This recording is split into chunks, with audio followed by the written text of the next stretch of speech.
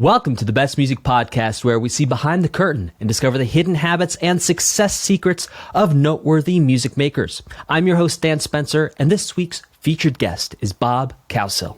Hello, everybody. Back in the 1960s, four brothers who wanted to be the Beatles formed a band called the Cowsills. Early gigs were at school dances and churches around their home in Newport, Rhode Island. After signing with MGM, they released The Rain, The Park, and Other Things, which hit number 2 on the Billboard charts. The Cowsills enjoyed great success during the 60s and 70s, and as a family and individuals, they drifted in and out of the music industry over the years with multiple certified gold records. Today, the surviving Cowsills continue to make music sometimes individually and sometimes together, and their harmonies are still as infectious and bright as ever. And the Cowsills are proud to announce their new album, Rhythm of the World, which is out everywhere music is available. You can find out more at cowsill.com/home. That's COWSILL.com/home. Bob, thanks so much for taking the time out of your day to come hang with me today. Dan, thanks for having me. It's pretty cool. I'm digging it. Well, Bob, you've spent a life in and around music. And part of that has been preparing for performances, learning to sing, learning to play instruments. What's a couple of big lessons or your overall philosophy on preparation and practice? Ooh, yeah, that's a good one. Well, we definitely did that. We practiced all the time. Now, look, we had a positive on our side, meaning that we started very, very young. I mean, if you're 7 years old, which I was, and you're handed a guitar, which I was, and you figure out 3 chords, you can play 1,000 songs right there. So we were very young. And so it wasn't called practicing. It was called love of the guitar, I guess, as a young kid, because you never put it down.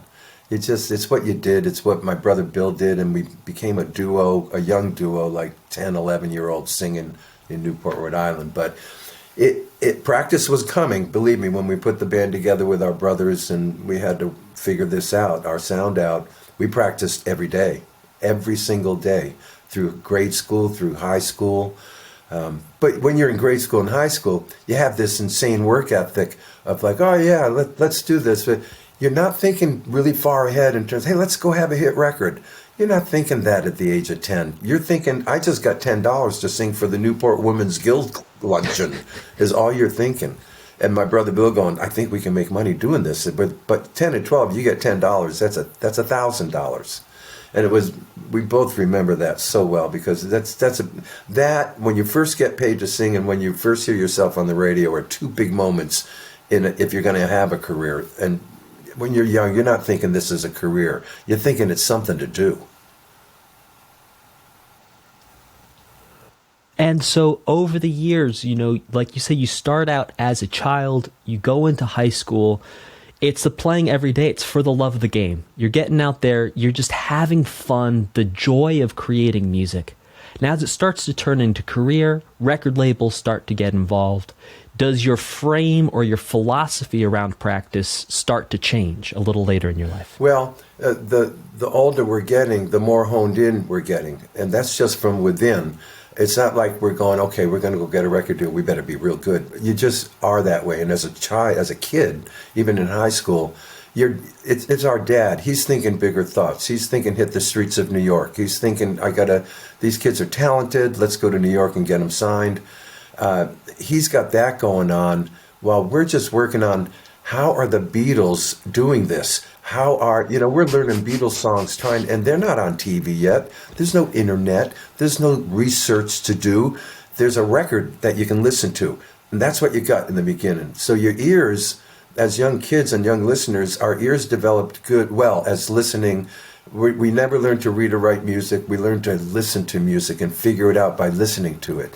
Now, you're 80% correct on what you're trying to figure out. I'm only in the 10th grade, it's like, how are they playing this song that we're trying to learn?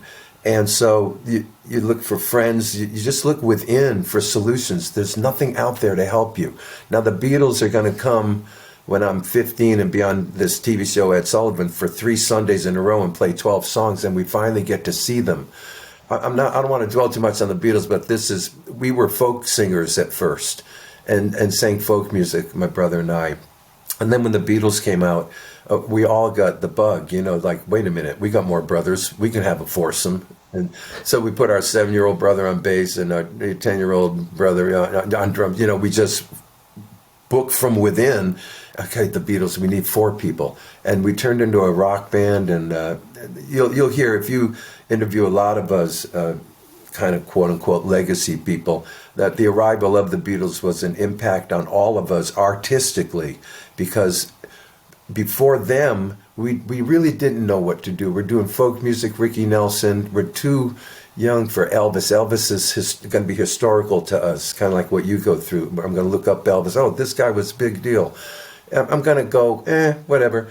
I like the Beatles better. But anyway, these are groups that give us guidance. They tell us, here's the gear you get. Here's the songs you can learn.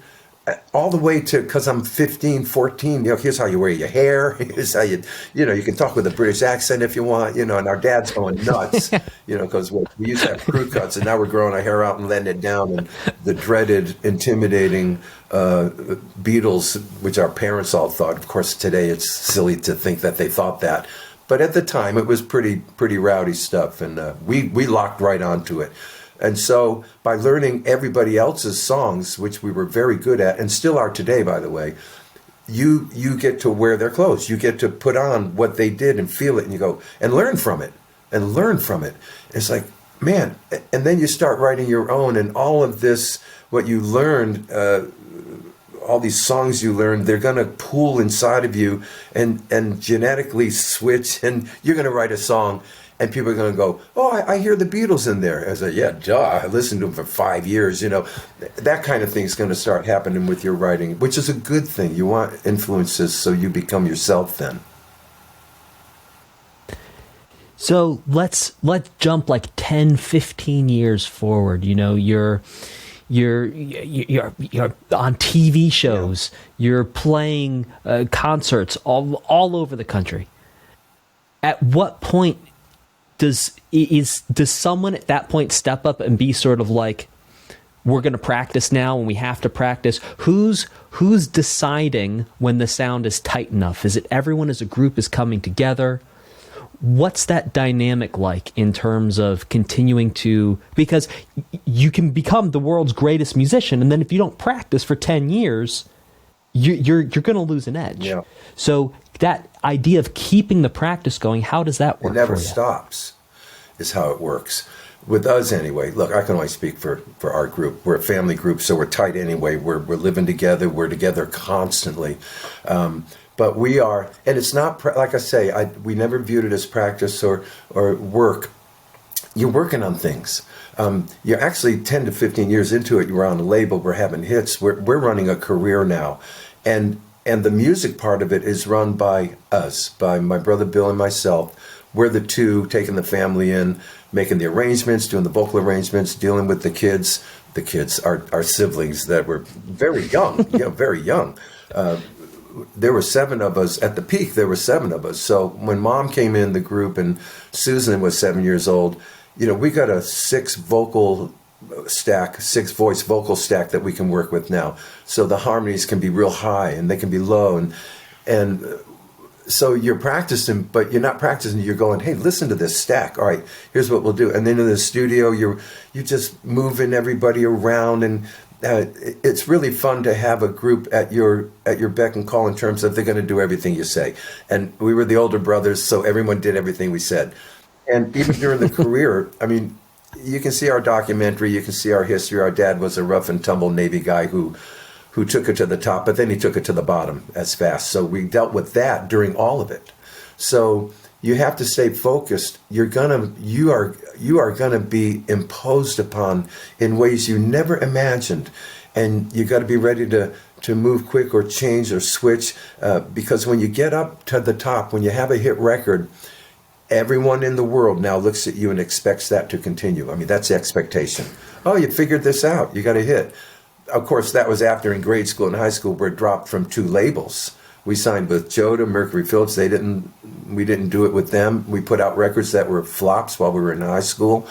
It was just a kid group, But eventually when you hit it, the responsibility is to stay there, of course. But the biggest challenge that you'll face is to stay there. And if you can do it, if you can change at the top and understand that what brought you there might not work at the top, you got to be able to do that. Our dad could not do that. And for those reasons, it's going to collapse. But this bell curve we're on is going to take a long time to play out. And it still hasn't played out to the very end. But everyone knows about the bell curve. You're going to peak, but your life all the way up to it, even during it at top and coming down, can all be good. But you will come down. No one stays up there forever. And how you handle that is going to define your future also. How you handle, you're not going to have, look, there's 5 groups maybe. I can put them in I could say Fleetwood Mac, the Beach Boys, the Beatles, the Eagles. I'm running out, who had so many songs. Stones? The Stones, so many songs they can play for 2.5 hours, and they ran out of songs, not time. Now, most of the groups were like us, the Cowsills. We had four big hits. I mean, go through them, the Zombies, the King, any of the 60s groups. Most of us had 4 good hits, which is why our summer tour works. 6 of us go on tour every summer and play 60 cities doing those hits. But the responsibility at the top is intense. So the practicing, the fact that you better have good songs and you better sound good live, and this is a given. You got to come in with this, because you're going to walk in and there's going to be 10 just like you in that line. Okay, and what's going to differentiate you from the 9 behind you? You know, we wanted to be the Beatles. We all wanted to be the Beatles. We all looked like the Beatles. Well, you can't do, you can only do that for so long, okay? And you got to become yourself. And after 2 label drops and 3 songs that bombed, I will give them this. The higher-ups that ran our life added our mother to our group. Now, to teenage boys, this is like, what are you doing? Okay, but it's a good story now because it worked. We're going to have a hit record with her. So, and what else did she do? Immediately, we are not like anybody. Immediately, we're not the Beatles. We're like, what is going on here? Who's in the group? The mother? You know, and then the other kids, and now we got 6, you know, 5 of the kids, 6 of the kids and mom in the group. This got everybody's attention. Now, you don't go in premeditating, how am I going to be different than everybody else? But you should be thinking kind of that if you're in one of those formula modes where you're following something like we followed the Beatles. That's all we wanted to do was Beatles songs. Oh, they write songs. Oh, we're going to write. Well, I'm 12 years old, so that's an influence, right? They write songs. Oh, they play the keyboard. Oh, let's get a keyboard. We'll teach ourselves the keyboard, you know? Okay, 3 whites, every other whites, and skip 2, 3, every other whites. That's a chord. That's how we're teaching ourselves this stuff, you know?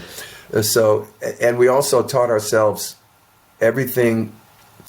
We tuned our guitars by accident as children a half step down from normal. But we never learned that wasn't normal.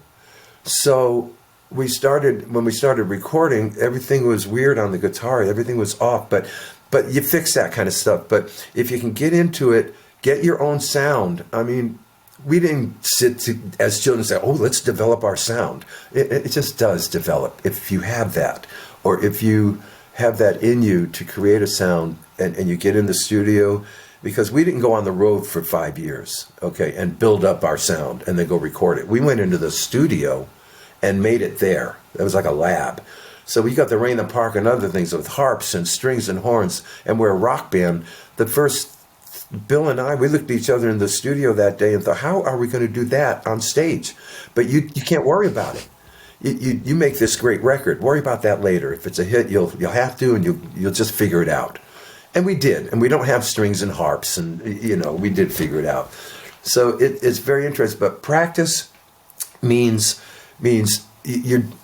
It's not practice. It's just what you do. You do to fix it and to make it better. You do it constantly. And if you have that passion, that's the passion. I mean, sports is the same thing. If you're great but you don't have the passion, forget it. But if you're great with the passion, you'll hang in and you'll make it. Passion still exists in music. You must have the passion because you are going to get rejected.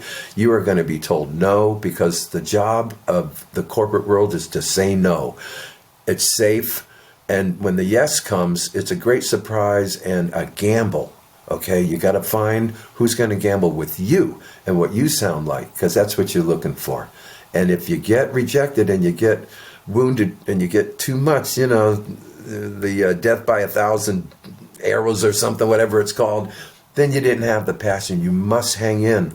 Even if people around you think, what are you doing, you dreamer? Just stay with it. If you have that passion, you can stay with it. Deal with all those people. Everything will be fine in the long run, is what I'll tell you. What does practice and maintenance look like for you now? Like you say, you do a summer tour. Do you still play almost every day just for the joy and the fun of it? Or do you have we're going on tour in a month. It's time to get the old records out. It's time to dust everything off and get back in shape. Well, getting in shape, you're right. It's a 60-city tour on 2 buses, and we're going to live on a bus for 3 months. In 1 month, we're going on that tour, the Happy Together tour. So you're right. You get in shape for that. At our point in our career, we're more getting in shape physically for this rigorous tour that's coming. It's true. The beauty of our Happy Together summer tour is that there's 6 groups from the 60s. We're all together. So we're going to do our 4 or 5 hits. And so is everybody else. The audience knows these songs. They're ready to love you. We're there to just really celebrate another time that still is important today because of the songs. We're all blown away that the songs are driving everything now. That summer tour, nobody goes out to see 60, 70, and 80-year-olds do anything. But we're selling out because of the songs. And if you perform them correctly, how people remember them, and it's just a beautiful thing. We're very fortunate to be able to tour like this. No one could predict it because we're the firstborn of all of this. Our generation in the 60s, we're taken advantage of. We're making bad contracts. People are ripping us off. It all happened to most of us. It really did. And then groups that followed learned from that, like the firstborn of a child. The younger kids, they do a little better later, watching the firstborn. And that's what we were about. You lose everything. You lose your money. You got to fight. But in the 70s, 80s, and 90s, they got smart and said, okay, don't lose your money. Be smart business people. Pay attention. Have a job. Have a backup job. Be responsible. It can get crazy out there. It can get crazy. So when you're coming up to a tour, is it you just more practice repetitions, more time on the guitar, more time singing, or you just go back and revisit the catalog, make sure everything's tight, and then just go have fun? If the summer is different, the summer is 5 songs, 4 songs a night. There are hit records. We know those so well because we just do. We know them so well. The challenge that you must do is you got to take care of your voice. Because you're going to play 6 nights in a row, 1 off, 6 nights in a row, 1 off, 6 nights in a row, 1 off. It's that rigorous.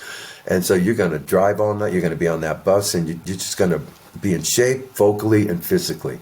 The songs at this point in all of our careers, we have all performed them so much. The challenge is to step out on that stage, and it's easy. You learn how to do it, and you act like the audience has never heard this song.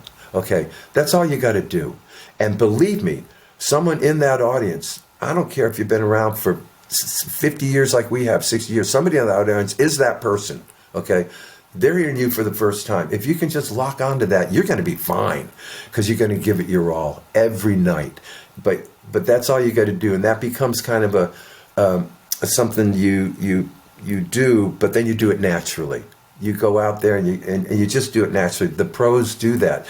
Every night is a first night. Every night there's people out there that have never seen you or heard you. Remember that. That's all you got to do. Remember that. And everything is an audition. Everything. Everything you do, every meeting, every show, every opportunity, every door you knock on, everything's an audition. And you got to pass it. And as difficult as it is to get in a lot of those doors, and it is, but once you get in them, you got to pass the audition. That's the real challenge. Challenge number 1 is getting the door open. But the bigger challenge is when you walk in, you better have the goods because that's your opportunity then. You got the door open, but you must come in with your vision of why that door should be open and why these people should listen to you and why they should go with what you're doing. And it's a real heady experience. You're touching on it now, but can you talk a little bit about your feelings around accountability in having a career in music? Well, you understand early when you're young, especially, you get it because you're a fan yourself, that your base, your fan base, that get to know you, follow you, and look to you even for things even you think, what are you looking to me for? But this is how it works, okay? Your responsibility is to your fan base and the people that have faith in you and the people that had faith in you that got you to where you are. Your responsibility is to them. You can never forget that these people in the audience in front of you, I don't care if you're just starting out or if you've done this for 50 years, those people, you are responsible to them. And you're responsible to yourself as an artist, that's for sure. But that kind of responsibility, once you get going and you have your career underway, you just have to maintain that responsibility to yourself as an artist. Don't sell out, don't do this. And selling out is different things in different times. Like back in our day, if you let your song on a TV commercial, you sold out, okay? What? You let them use your song on a TV commercial? That is terrible. So now we're a nutty family, and we're a family, so we get opportunities other groups don't get. So we're going to make a milk deal for milk commercials and be all over the television selling out. So it's like, we're different. And when you get older, you realize it's not selling out, it's selling, okay? It's selling. And it's okay. If we're a family group with white teeth and healthy looking and look like a happy family, and the milk comes to us and said, we want you to sell our product, we thought, well, that sounds reasonable. We're not thinking, oh my God, everyone will think we're selling out. We're kids. We're young teenagers and young 20-somethings. Everything sounds good to us. We're up for everything when you're that young. And that's it makes it a lot of fun.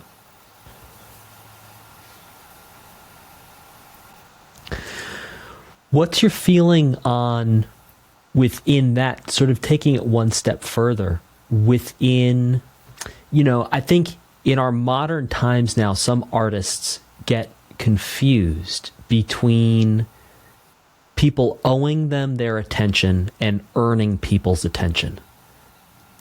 Could you talk a little bit about earning people's attention and earning the next time they're going to come see you and earning the next time they're going to buy your album? Absolutely, because, well, that's what we call passing the audition, okay?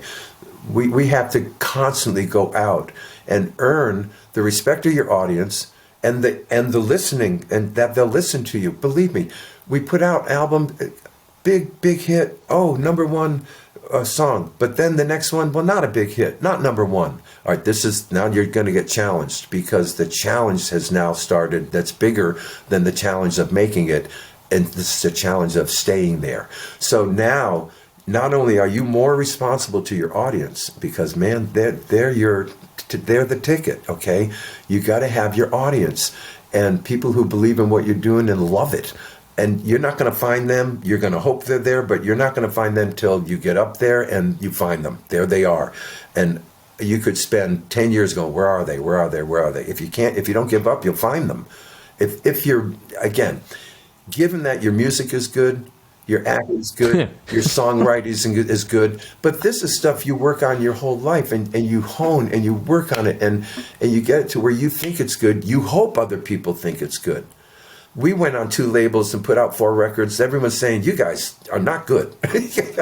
and to have that happen to you young, like when you're in the 9th grade, the 10th grade, this is crisis stuff, because your ego and your self-esteem, you've got to work at being a hard shell and don't let it bother you. And it's not that they're wrong and you're right. It's that they're right and you're not quite there, maybe. You got to watch how you interpret what people think about what you're doing. You'll interpret it the wrong way and work on the wrong thing. You got to be careful and alert and just aware of your surroundings about all this. This is important stuff. You're going for something only a few are going to get up to any kind of position on it, and we did pretty good back in the late 60s because it was a heady time. There were groups coming out of the woodwork, all with great records and great songs. There's so many. We were so prolific, and we're in the groups. We're in the group in the time frame of the late 60s where it's not you're the Cowsills, it's you're not the Beatles, okay? Because they're the standard. They're the standard. It's like They're number one. You said Rain in the Park and other things. It went to number 2 on Billboard. Well, in those days, we relinquished number 1 to the Beatles. No one shot for the Beatles. We all shot for everything right underneath them because that was the reality that we appeared in. I mean, the reason we're in the studio with the Rain in the Park and other things with harps and strings is because of Brian Wilson and the Beach Boys at the time turned it into the song Wouldn't It Be Nice recording sessions, and they're using the Wrecking Crew, and we're using studio musicians, and we stepped right into that. And they took our guitars off, and we're working with arrangers and strings. But look, we didn't think that was going to happen to us on the way up, but it did. So you sit and you go, oh, we're going to work with arrangers. We're so young. We're going, what do they do? It's like they write your charts. What are charts? I mean, we're so new. It's almost funny. We're sitting with arrangers like singing like, bah, bah, bah, bah, bah, bah, bah, and they can write a horn part. We're going back and forth like that for the records. So you do have to be ready to blend and shift with. You don't want to look at, oh, what's going on now? I'm going to copy that. You got to be yourself and hope that when you arrive, what you have to offer is going on, or you can make it go on. Or these are the challenges. It's very. But you can't think about them every day. Just believe in yourself and move forward. But move forward. You wake up every day. Is there something I can do today to move this forward? If the answer is yes, do it. If the answer is no, then you can pick the phone up and look for help and say, all right, so I need help with this. But you'll be surprised how far you can take something. And it's not like I mentioned hitting the streets of New York in the late 60s. You don't do that today. It's not going to get you anywhere. Your responsibilities as an artist are so much more than what ours were. We wanted someone to get us a label who would handle everything. How's your social media? How's your store on your website? Do you have a website? Is your music online so people can, you're going to talk about yourself, you're going to try and get booked. Unfortunately, word of mouth isn't going to do it. You need to have a presence, and it's your responsibility to have that presence. So there's a lot to do for an artist today that all of us, we just sat back trying to write good songs, and Dad's hitting the streets in New York. Hey, MGM says we'll sign him after 2 labels. Oh, this is all fun stuff. You gotta be making recordings, and you can make good ones now. No one needs a label. The beauty of today is you can hang your shingle, do your 11 songs. Now the challenge is going to be, how do I get everybody to see the shingle? But you can get it out there. All set, you've got the look, you got the pictures, you got the sound, you got everything in line.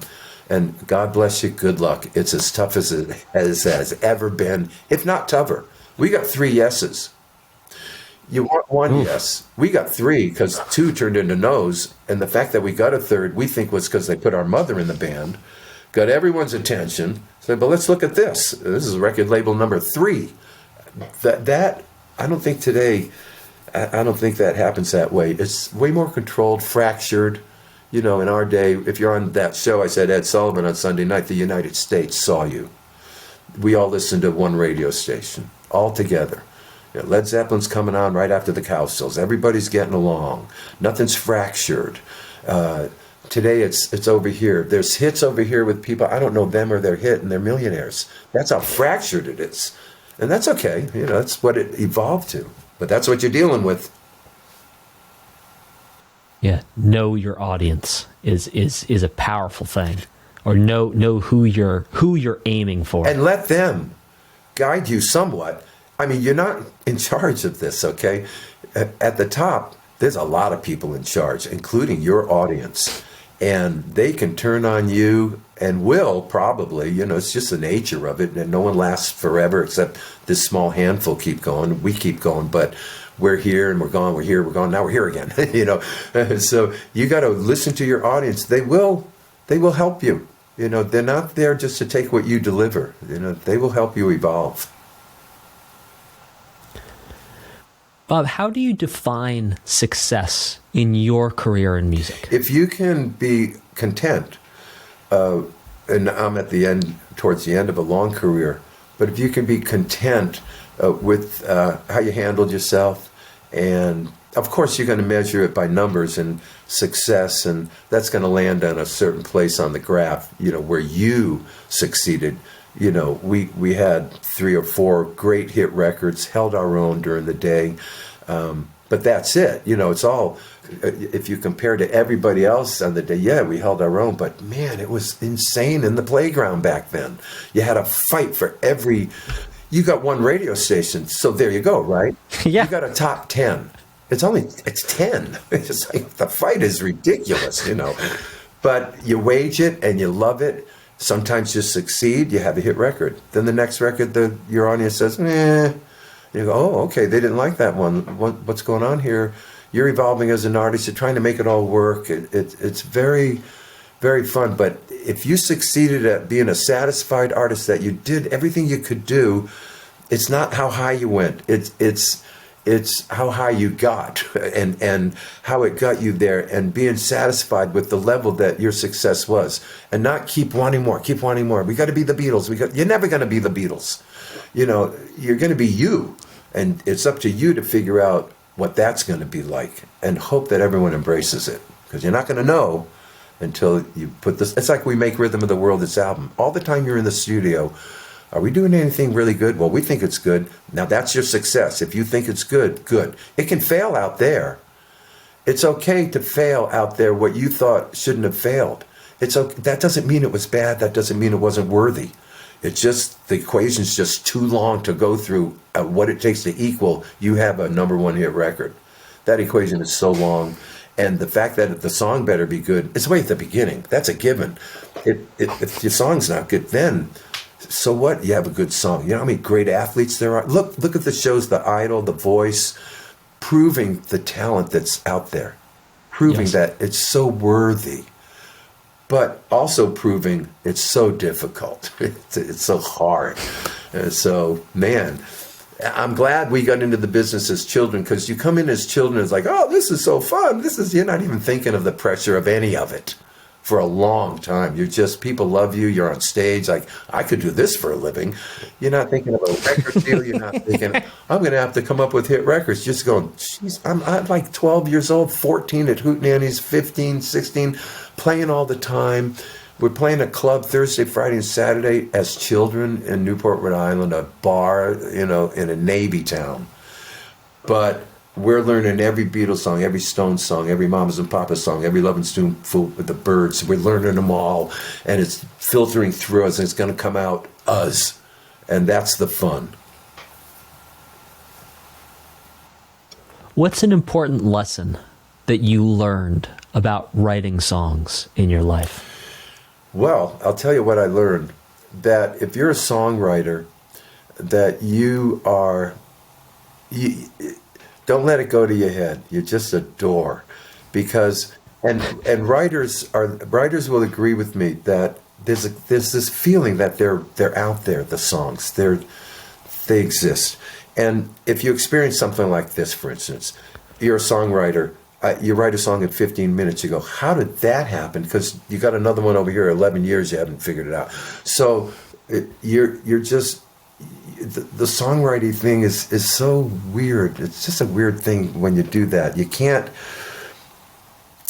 go into a song and predict anything about it, because, for instance, I wrote a song once, and there's a middle section called the bridge. Okay, you have a verse, a chorus, a bridge, and I had a bridge in a song. Well, it didn't work, but about later, that bridge was in another song where it did work, and I think I just plucked it out of the wrong song, as a writer, and put it in the wrong song here. It just got confused up in wherever this stuff is, because we think we're pathways to these songs. We're doors, and we don't make them up. We funnel them, and we find them and fix them. And the joy of finding a song is you do get to arrange it. When you get a good song, you want to get into the studio, you want to put the arrangement on it and make it the recording that it's going to be. So that's a very exciting time. Everyone will go through that when you get in the studio, the lab we call it, and you put an arrangement on top of a song. There's nothing like it, nothing like it.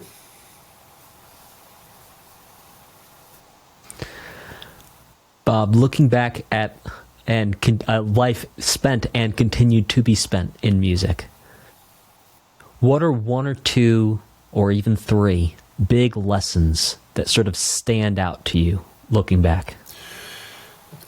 One of the biggest ones is to learn that a no doesn't end your, if you get, and you will get them, it does not end your pursuit, okay?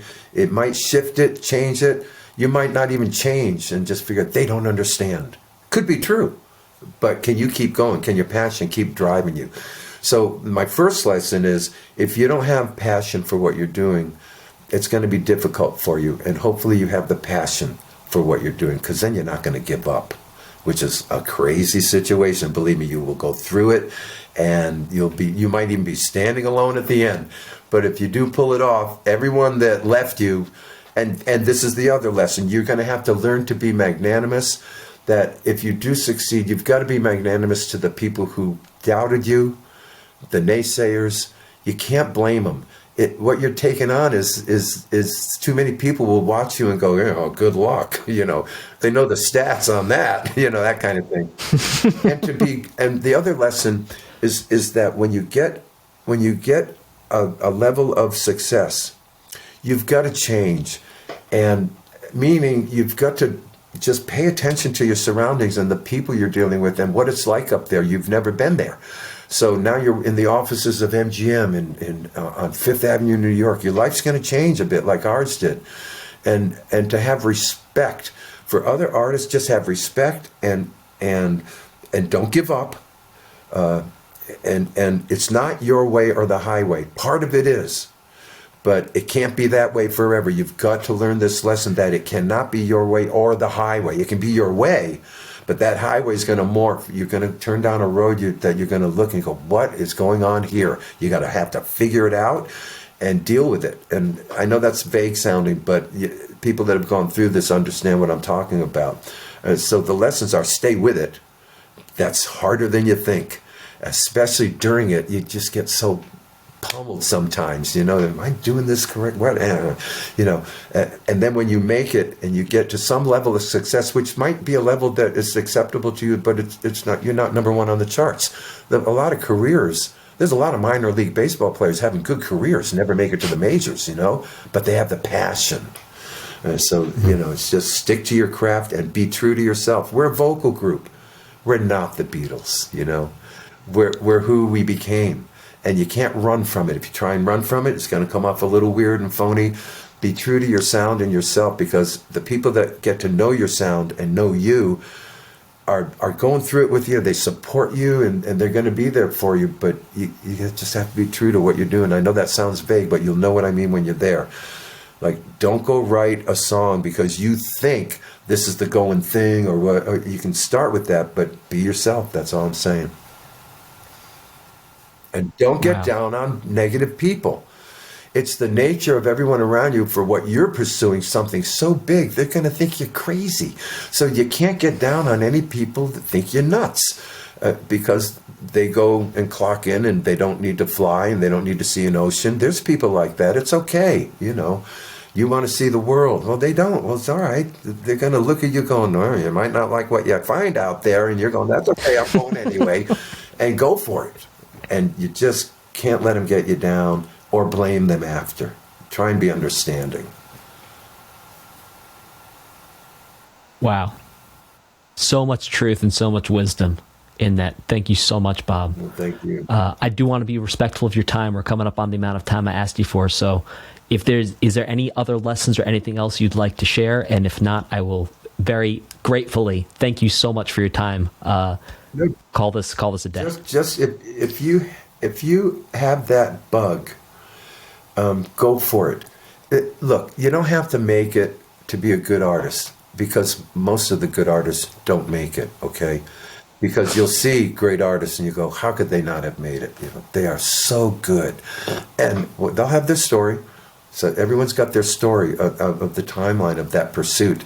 And remember, if you can not give up. It's so hard to keep going. That's my big point. Like, if you believe it, go for it. And yes, you're going to have naysayers. Just be kind to them, and don't be pompous about what you're doing, and just be understanding that no one understands what you're doing. They're going to think you're nuts. Hey, I wrote this great song. Oh, is that what he thinks it is, a great song? You know, hey, you're not going to get validation down there, you know. you're going to get some people who are going to say, all right, good luck with your great song, you know. And maybe you did write a great song, but there's a lot of great songs that never get heard because that person may have gotten snuffed out by that attitude or something. Well, I guess it's not. I thought I could write. Don't let that happen. Keep the passion. Keep the passion. That's what you get. That's why people can perform every night. How do you do that every night? I've heard that asked of everybody. And you do it because it's fun, and it's that first time thing. It's like, it's that feeling. Every show has that subset feeling of like, there's people who are hearing you for the first time. This is exciting, you know, it's very cool, you know, and you're playing songs, and boy, it's a love fest at the concerts, at any level, you know. I mean, Billy Joel and Stevie Nicks just went out for 9 cities. That was 9 cities of a love fest, you know, and I just love that stuff. Bringing everyone together with the music. So, and we're very grateful that our music from the late 60s was so good that today our grandchildren know these songs. Used to be our kids. Subsequent generations, I didn't go chasing my parents' music loves of Sinatra, and although historically I'm glad I learned about that. I mean, these singers back then were sitting on your shoulder, singing in your ear, you know, kind of singers. The girls and the guys, everything was about love and beauty. I loved the 30s and 40s, but I didn't pursue it. I didn't even think Elvis was that great. I mean, I learned how great he was, but the records sound a little weak to me. Some of them, the 50s. I'm a 60s guy. I want big drums and bass and vocals and, you know, these earlier records sound naked or something, you know. No, you got to understand why Buddy Holly was great. Okay, I do, but anyway, that kind of stuff. But if you can pull it off, it's a fun career. You don't have to be number one to enjoy a great career. You do not. Many bands still exist. I know Katrina and the Waves, who you don't even know, had Walking on Sunshine. You thought they were going to have 85 hits, but no. But they had one great one. So you admire anybody who can pull it off, even once. Well, they were called one-hit wonders, right? The one-hit wonder groups have some of the best hits ever, but never had another one. Well, do a report on that. How could that happen? They clearly had the formula. What's that equation? You know, it's tough. It's tough. So stick with it. Bob, I will kick myself if I do not ask you one more question. May I ask you one more question? You can ask 10. I'm fine. Go ahead. Appreciate it. In that moment when the self-doubt, like a shadow monster, is creeping into your mind, and it's like,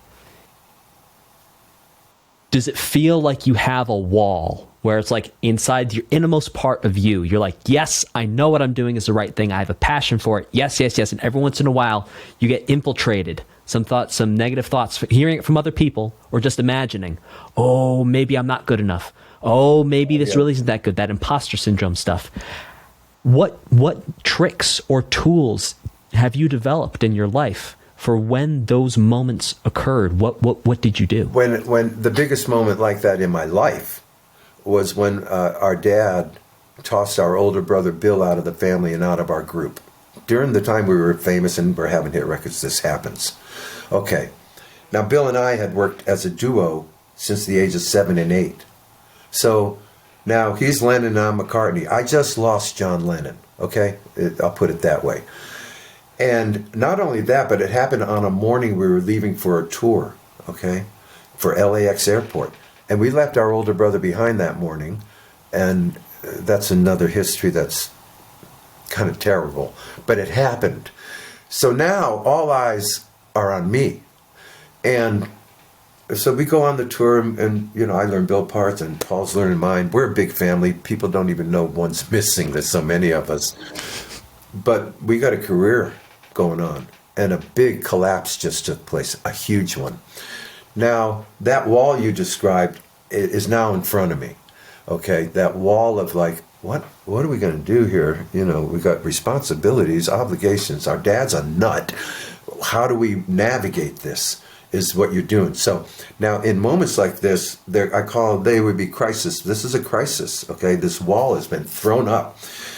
At that point, you just have to dig down deep. You're in the spotlight, not like it would be today. Believe me, you could keep things out of the press back then. But you're in the spotlight. Your record company's looking at you. Now, what are you going to do? Okay, and you're on a downslide by definition. He just got rid of John Lennon, so we're on a downslide. This is like 1970, in the middle of it. So we have to go into the studio, and we broke up the team. I'd never done this alone, so the rest of us go into the studio. We're going to do 2 more albums without Bill, and they're not going to be big sellers, okay? And that was the second most horrible thing my dad did, was that. Because as well as we did after Bill left, he broke up the chemistry, It takes time to reconstitute after something like that. But we had to do it in public, in the studio, and release music, and telling the people, look, we're redefining this band. Bill's gone. It's not that band anymore. It's going to be this band. But in public and by releasing, you can't. They moved on. The Partridge Family is out. Their stars rising, ours falling. This is the nature of it back then. You fight for your space. You have your heyday in the big spotlight, and then you're going to have a waning period. Now, this is where, are you an artist, or did you do that just to have a hit record and you're not an artist? Because if you're an artist, you're going to weather this, and you know about it. This is, nothing lasts forever. You're probably not the Eagles or the Beatles. You have your brain on correct in terms of how do you fit in all this craziness. Okay, but that wall, what did we have faith in? We had faith in our artistry. We had faith in each other without Bill. Yes, a big piece was missing, but we reconstituted in the studio. Given time, those 2 albums that we released are critically reviewed as great albums. But the chemistry got shuffled and messed up, and you don't have time. You don't have the time to fix it in public, to go in and do your next new album without that guy, and they're going to wait for you, okay? Your public and your audience has already moved on in a situation like that, and that's okay, because they moved on to something else, but they didn't leave you forever, because they're going to stay with you forever. You're going to find out later in your life, as you keep with this, that they never left. They just got interested in something else, and they always loved you, and it's a crazy thing, but it exists, and it's a beautiful relationship with your audience, especially older audiences like us. We've been around so long, and so has our audience been around. And to build an audience, even today, we still build our audience because we're still viable and still out there. We have heard the words, I found you on the internet. And they did. Well, let's say an example. We have this song, The Rain in the Park, and other things that's in the movie Dumb and Dumber, or Jim Carrey, great guy movie, one of the greatest guy movies ever made. I call it a guy movie because my wife kept saying, that's funny. Yes, it's funny. Anyway, he put our song in there, and then kids today, they like a song. Now they can go research. Who did that song? And they find you. Not only did they find you, but this is the beauty of online. Getting people to it is a challenge, but getting to people to it, it is huge. Your online is so wonderful. It's a community you learn that you can communicate with. Back in the day, we did our show. The fans went home. We went to the next city. No one saw or talked to anybody. Okay? You just to do it that way. Now we have meet and greets, and the fans are after the show telling us, well, when I was 12, and you're going to hear some great story. Wow. And it's some great history. Look, we had a guy a few summers ago sitting in the audience, and we're singing The Rain in the Park and other things, and he's crying, and he's an old guy, and he came to us after the show, and he was in Vietnam, and he was in his helicopter, and his gunner kept his radio or his music strapped on his thigh, so while they're up there, they had the music going. Well, they got shot down. And his story is he's crying because when he woke up in the jungle or whatever this was going on there with this shoot down, the guy's tape deck was looping The Rain in the Park and other things, and it wouldn't stop. And he said the 2 things in his mind were, oh, that's so beautiful, but this has to stop. Everyone can hear this. Anyway, so he's reliving. We put him right in that jungle during that show. And during the song, he's crying. Now and you noticed him crying. We learned later what was going on with this guy. Is he okay?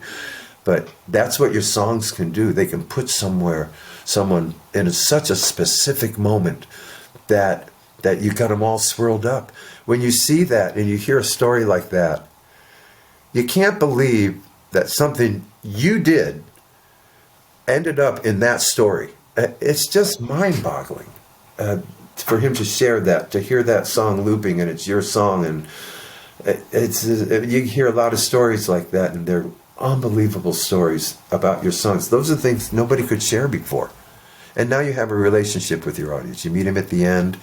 You read them. You read about them. They have websites now. They're message boards and chat rooms, and it's amazing. It's amazing. Quite a force. Speaking of a force, Bob, you are an incredible force of nature, and I'm so grateful that you took the time out of your busy schedule preparing to get out on the road to come chat with me. Oh, yeah. The new album, Rhythm of the World, is out everywhere. Music is available, and you can find out more at cowsill.com/home. Links for that are going to be in the video description if you are on YouTube, and in the audio if you're on the podcast. And Bob has something more to say. You have the best music podcast, which is cool. I love that title, by the way. And we have the Cowsills podcast. We entered the podcast land during the pandemic. Excuse me, not knowing anything about it. We didn't even know what Zoom was. It was crazy how the learning curve to doing a podcast. But we have guests, in their own words, give you these great histories. You'll see that out there in the podcast. And look for us on the road. We perform everywhere. Come and see us. Say hi. Say we were on Dan Spencer's best music podcast. We heard you. Dan says hey, and we're here. So that'd be fun.